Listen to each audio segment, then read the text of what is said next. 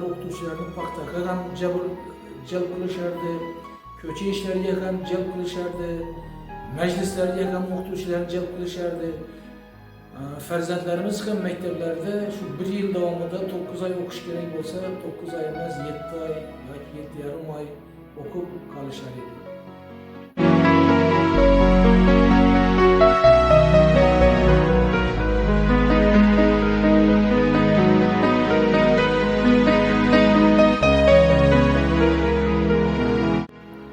Ajoyib, sen buni uddalading. Bilim sizni yuksaklikka Har olib kuni chiqadi. yangi bir narsani o'rganishga intiling. Orzu qil, harakat qil, mehnat qil. Natija albatta o'zingga qaytadi. Har biringizda imkoniyat bor. Ustoz, ustoz, ustoz, ustoz, ustoz, ustoz.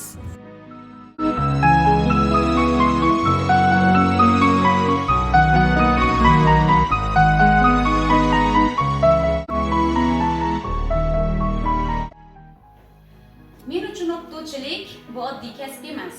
Bu kelajakni tarbiyalash mas'uliyati. O'quvchilarimning yangi bilimlarni o'rganayotgandagi ko'zdagi quvonch mening eng katta mukofotim.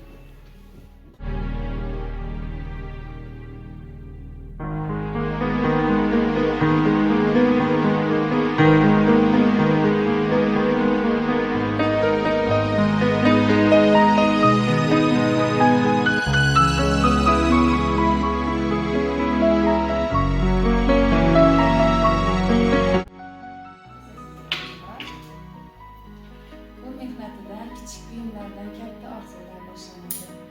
Men o'quvchilarga plan o'rgatish orqali ularga mustaqil hayot zaminini ko'rsataman.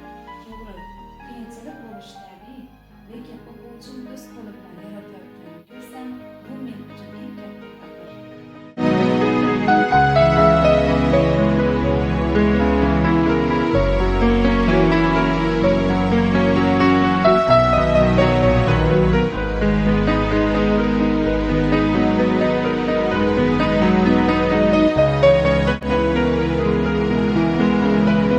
Shu bilan keyingi mashqimiz tamom.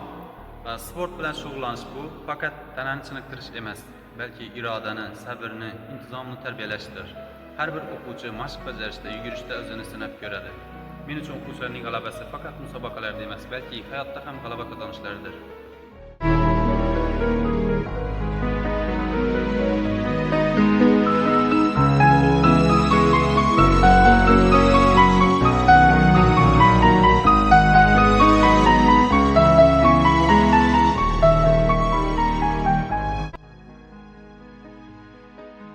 В прошлом занятии проходили перекресток куль. Har bir til yangi dunyo demakdir.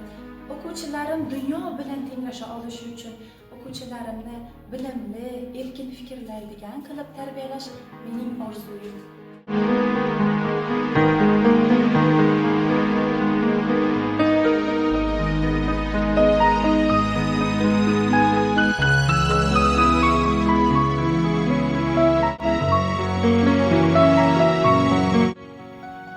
Men uchun o'qituvchilik bu ilmlash emas, balki hayotga o'rgatishdir.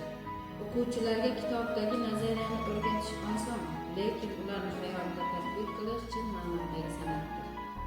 Shogirdlarim ilmga qiziqib, tajriba bajarayotganda o'zim ham yangilikdan kuch olaman.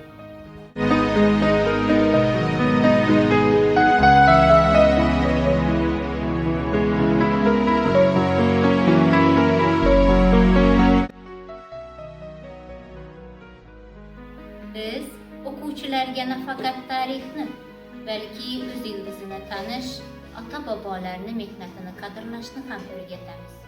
O'qituvchilikning eng og'ir tomoni mas'uliyatni cheksizligi. Chunki biz bergan bilim va tarbiya kelajak avlodni yo'lini belgilaydi.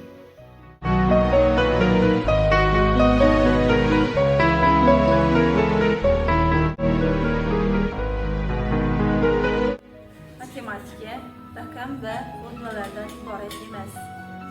U sabr, mantiq va izchillikni o'rgatadi. Har bir o'quvchi misolni to'g'ri yechib, yuzida quvonch paydo bo'lganda, bu mening eng katta yutug'im.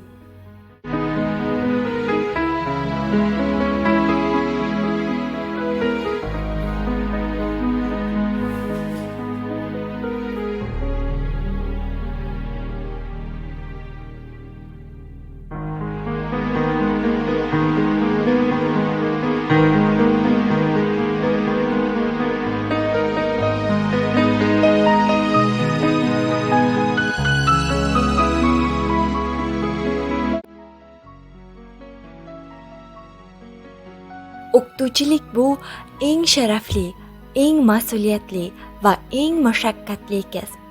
Bizning qo'limizda kelajak, bizning ko'zimizda vatan istiqboli. Shogirdlarimizning har bir yutug'i biz uchun eng katta mukofot. Shu bois men o'zimni o'qituvchi deb atashdan g'ururlanaman.